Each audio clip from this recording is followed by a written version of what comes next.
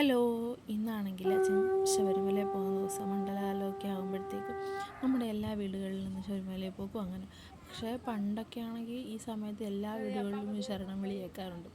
അത്രയൊന്നും അങ്ങനെ കേൾക്കാറില്ല. ഇപ്പോൾ അമ്പലങ്ങളിലാണല്ലോ. പണ്ട് തൊട്ട് അച്ഛനാണെങ്കിൽ വീട്ടിൽ തന്നെ കെട്ടുമുറുക്കിയാണ് പോകുന്നത്. അപ്പോൾ ഇവിടെ മുമ്പൊക്കെ ആണെങ്കിൽ കെട്ടുമുറുക്കാനുള്ള ആൾ വരും. ഇപ്പോൾ ഗുരുസ്വാമി വന്ന് നമ്മൾ കെട്ടിമുറുക്കിയാണ് പോകാറ്.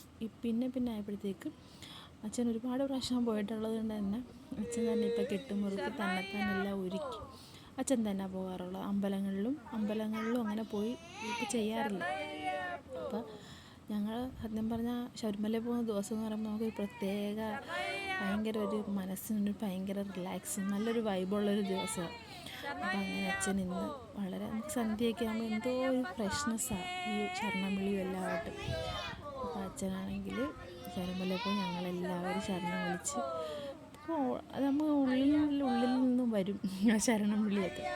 അങ്ങനെ അച്ഛൻ ഇരുമുടി കെട്ടൊക്കെ എടുത്ത് അച്ഛൻ പോവുക. പക്ഷെ നാളത്തേക്ക് കാത്തിരിക്കുക. ഇച്ചിരി അച്ഛനാണ് നടുവൊക്കെ വയ്യാത്തതാണ്.